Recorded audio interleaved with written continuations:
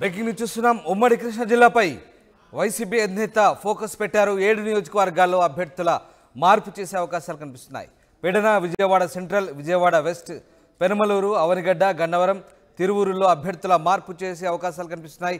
పెడన నుంచి ఉప్పాళ్ళ హారిక, విజయవాడ సెంట్రల్లో వంగవీటి ఫ్యామిలీ నుంచి ఒకరికి, విజయవాడ వెస్ట్లో నిమ్రా కాలేజ్ చైర్మన్ రసూల్ ఖాన్, వల్లభనేని వంశీని గన్నవరం నుంచి పెనమలూరుకు మార్చే అవకాశాలు కనిపిస్తున్నాయి. ఇక పెనమలూరులో ఎవరికి సీటు ఇస్తారని ఉత్కంఠ అయితే కొనసాగుతుంది. ఇటు తిరువూరులో మాజీ ఎమ్మెల్యే పద్మజ, బరిగల కోటేష్ అభ్యర్థిత్వాలు పరిశీలిస్తున్నట్టుగా తెలుస్తోంది. ఇక జోగు రమేష్కి మైలవరం లేదంటే ఏలూరు ఎంపీగా ఛాన్స్ ఇచ్చే అవకాశాలు కనిపిస్తున్నాయి. అవనిగడ్డ నుంచి మోపిదేవి, అంబటి పేర్లు పరిశీలిస్తున్నారు. మచిలీపట్నం సీటుపై తీవ్ర ఉత్కంఠ నెలకొంది. పేర్ని నానినే పోటీ చేయాలంటుంది అధిష్టానం. అయితే పేర్ని కిట్టుకు అవకాశం ఇవ్వబోమంటుంది వైసీపీ. లేదంటే మరొకరికి ఛాన్స్ ఇస్తారని ప్రచారం సాగుతుంది. గుడివాడలో కొడాలి నాని, జగ్గయ్యపేటలో సామినేని ఉదయభాను, నందిగామలో జగన్మోహన్ రావు, పామరులో అనిల్ కుమార్, నూజివీడులో మేకా వెంకట ప్రతాప్ అప్పారావు, విజయవాడ ఈస్ట్ దేవినేని అవినాష్, కైకలూరు దూలం నాగేశ్వరరావుకే ఖరారు చేసినట్టుగా తెలుస్తుంది. మొత్తం మీద కృష్ణా జిల్లాకు సంబంధించి వైసీపీ అధినేత జగన్మోహన్ రెడ్డి ఫోకస్ పెట్టారు. అభ్యర్థుల మార్పు, కొత్త అభ్యర్థుల ఖరారుకు సంబంధించి దృష్టి పెట్టినట్టుగా తెలుస్తోంది. ఎస్, మా ప్రతినిధి రాజేష్ లైవ్లో అందుబాటులో వచ్చారు. రాజేష్, కృష్ణా జిల్లాకు సంబంధించి వైసీపీ అధిష్టానం గట్టిగా ఫోకస్ పెట్టింది. ముఖ్యంగా మార్పులు చేర్పులకు సంబంధించి భారీగా కొంత చేంజెస్ కనిపించే అవకాశాలు కనిపిస్తున్నాయి. ఏంటి, ఎలాంటి చేంజెస్ ఉండబోతున్నాయి ఈసారి అధికార వైసీపీ నుంచి? ఎవరెవరికి ఏ స్థానం నుంచి అభ్యర్థులుగా ఖరారు చేసే అవకాశాలు ఉన్నాయి సార్? అంటే కృష్ణా, గుంటూరు జిల్లాలు కొంత కీలకమైన జిల్లాలని చెప్పాలి. ఎందుకంటే రాజధాని కేంద్రంగా ఉన్నటువంటి ఈ రెండు జిల్లాల మీద అధికార ప్రతిపక్షాలు రెండు కూడా ఫోకస్ పెట్టాయి. ముఖ్యంగా వైసీపీ మాత్రం కొంత రాజధాని ఇంపాక్ట్ ఉంటుంది, రాజధాని తరలింపు ఇంపాక్ట్ ఉంటుందని భావిస్తున్న నేపథ్యంలో కొంత ఆచితూచి కృష్ణా, గుంటూరుకు సంబంధించినటువంటి అభ్యర్థులు ఎంపిక చేస్తుంది. కృష్ణా జిల్లాకు సంబంధించి కసరత్తు గతంలో కొంత చేశారు, ఈ రోజు కూడా కొంత చేస్తున్నట్టు తెలుస్తుంది. ఆల్రెడీ ఇప్పటికే కొన్ని నియోజకవర్గాలకు సంబంధించినటువంటి సిట్టింగ్ల మార్పులకు సంబంధించి ఇంటిమేషన్ ఇచ్చారు. ఈ రోజు రేపు కూడా కొంతమంది మార్పులకు సంబంధించిన ఇంటిమేషన్ అయితే ఇస్తారు. సామినేని ఉదయభాను ప్రస్తుతం ఉన్నారు, మల్లాది విష్ణు కూడా ఇంతకుముందు వచ్చి వెళ్ళిపోయారు. సెంట్రల్ నియోజకవర్గానికి సంబంధించి కూడా మార్పు ఉంటుందని ఒక ప్రచారం జరుగుతుంది. ముఖ్యంగా విజయవాడ సెంట్రల్, వెస్ట్ అంటే సిటీకి సంబంధించి చూస్తే ఈ రెండు నియోజకవర్గాల్లో మార్పులు ఉంటాయి అనేది ప్రధానంగా వినిపిస్తున్న మాట. ముఖ్యంగా సెంట్రల్ నియోజకవర్గాన్ని చూస్తే కనుక మల్లాది విష్ణు స్థానంలో ఒక కాపు సామాజిక వర్గానికి సంబంధించినటువంటి నేతకు సీటు ఇస్తారని చేస్తుంది. వంగవీటి కుటుంబం నుంచే సీటు ఇస్తారనే ప్రచారం అయితే జరుగుతుంది. దానికి ప్రధాన కారణం సెంట్రల్ నియోజకవర్గంలో టీడీపీ నుంచి బోండా ఉమ్మ కాపు సామాజిక వర్గానికి సంబంధించిన నేత ఉండడంతో అక్కడ కాపు నేతనే దింపాలని భావిస్తుంది. వంగవీటి రాధాతో కూడా చర్చలు జరిపే ఆలోచనలో వైసీపీ ఉన్నట్టు తెలుస్తుంది. వంగవీటి రాధా సెంట్రల్ నియోజకవర్గం అయితే అక్కడి నుంచి పోటీ చేయించే ఆలోచనలో వైసీపీ అధిష్టానం ఉంది. దానికంటే ఇంతకు ముందు వంగవీటి నరేంద్రను కూడా వైసీపీ సంప్రదింపులు జరిపింది. పీకే టీం కూడా ఆయన్ని సంప్రదింపులు జరపడం జరిగింది. సెంట్రల్ సీట్ రేసులో ఆయన కూడా ఉన్నారనే ప్రచారం నడుస్తుంది. ఇక వెస్ట్ నియోజకవర్గం చూస్తే కనుక విజయవాడ పశ్చిమ నియోజకవర్గంలో మాజీ మంత్రి వెల్లంపల్లి శ్రీనివాస్ అక్కడ సిట్టింగ్ ఎమ్మెల్యేగా ఉన్నారు. ఆయన స్థానంలో ముస్లింకి, మైనారిటీకి కొంత ప్రాధాన్యత ఇస్తూ రసూల్ ఖాన్, నిమ్రా కాలేజ్ చైర్మన్ రసూల్ ఖాన్ పేరు బలంగా వినబడుతుంది. దాదాపు 10 రోజులుగా ఆయన పేరు వినబడుతుంది. కానీ మా వెల్లంపల్లి మాత్రం తనదే సీట్ అని మాత్రం చాలా ధీమాగా ఉన్నారు. కానీ అక్కడ మైనారిటీ ఓటు బ్యాంక్ ఎక్కువగా ఉండడంతో టీడీపీ జనసేన కూడా మైనారిటీ వైపే వెళ్లే ఆలోచన నేపథ్యంలో వైసీపీ కూడా మైనారిటీలకి ఇస్తారనే ప్రచారం జరుగుతున్న నేపథ్యంలో రసూల్ ఖాన్కి సీట్ ఇచ్చే అవకాశం కనబడుతుంది. ఇక గన్నవరం నియోజకవర్గానికి సంబంధించి కీలక నియోజకవర్గం, రాష్ట్రంలోనే కొంత కీలకమైన నియోజకవర్గం. వల్లభనేని వంశీ టీడీపీ అధినేత చంద్రబాబుతో పాటు ఆ పార్టీ నారా లోకేష్ కూడా పదే విమర్శ చేస్తూ ఉంటారు. ఆ నియోజకవర్గంలో కూడా పెద్ద ఫోకస్ ఉంది తెలుగుదేశానికి కానీ వైసీపీ కానీ. అయితే యార్లగడ్డ వెంకట్రావు గన్నవరం టీడీపీ ఇన్ఛార్జిగా జాయిన్ అయిన తర్వాత కొంత ఈక్వేషన్స్ అనేవి మారాయి. వంశీ అక్కడ నెట్టుకు రాగలడా లేదా అనేది కొంత సర్వే రిపోర్ట్స్ వ్యతిరేకంగా వస్తున్న నేపథ్యంలో ఆ చేంజ్ చేయాలని ఆలోచన వైసీపీ అధిష్టానం ఉన్నట్టు తెలుస్తుంది. అక్కడ బీసీ అభ్యర్థిని పెట్టాలని ఆలోచన చేస్తుంది. ఒకవేళ బీసీ ఆలోచన చేస్తే కనుక పెనమలూరులో పార్థసారథి ప్రస్తుతం సిట్టింగ్ ఎమ్మెల్యేగా ఉన్నారు. పెనమలూరు నుంచి గన్నవరానికి పార్థసారథిని పంపి పార్థసారథి స్థానంలో వంశీని తీసుకొచ్చే ఆలోచన చేస్తున్నట్టు తెలుస్తుంది.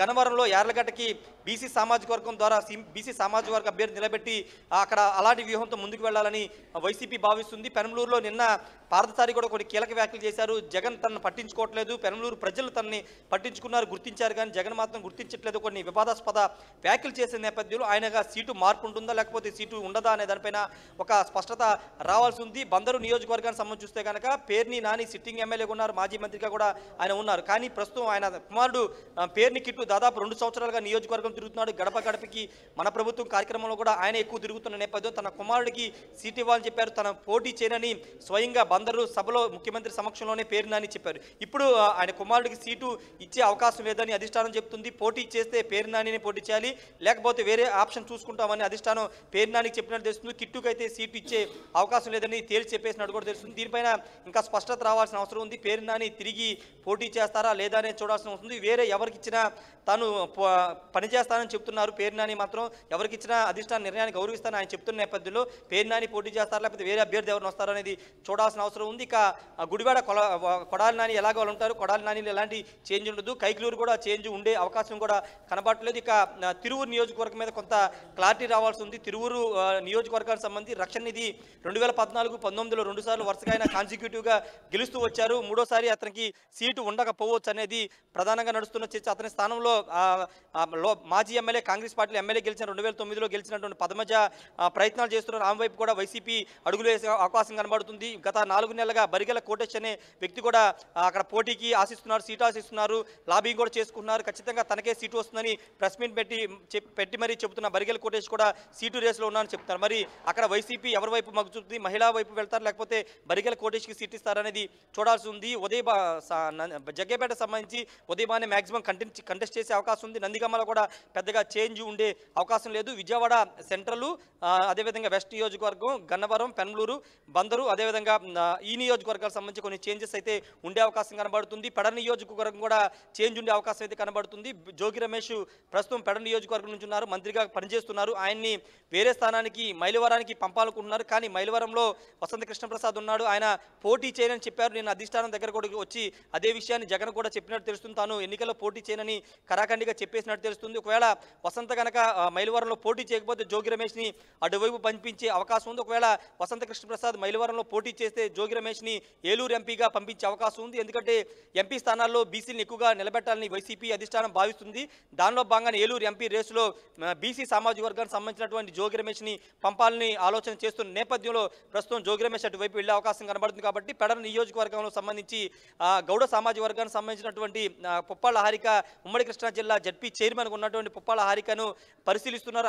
ఆమె జగన్ కుటుంబానికి ఉన్న అత్యంత సన్నిహితులుగా ఉన్న కుటుంబం. ఆ కుటుంబం నుంచి పుప్పాళ్ళ హారికను అభ్యర్థిగా నిలబడతారనే ప్రచారం అయితే జరుగుతుంది. మరి చూడాలి ఎలాంటి క్లారిటీ వస్తుందో. ఖచ్చితంగా ఉమ్మడి కృష్ణా జిల్లా అనేది చాలా కీలకమైన నియోజకవర్గం. ఎందుకంటే రాజధాని ఇంతకుముందు చెప్పిన రాజధాని ఇంపాక్ట్ ఉంటుంది. అంటే ఇక్కడ ఎక్కువ సీట్లు వస్తే కనుక వైసీపీకి రాజధానికి మద్దతు తెలిపినట్లు, లేకపోతే తక్కువ సీట్లు అనుకున్న సీట్లు రాకపోతే రాజధాని వ్యతిరేకించిన భావనలో పొలిటికల్ సర్కిల్ మార్పులు చోటు చేసుకునే అవకాశాలు కనిపిస్తున్నాయి. ముఖ్యంగా మంత్రి జోగి రమేష్ కూడా మార్పు తప్పదేమో అనిపిస్తోంది.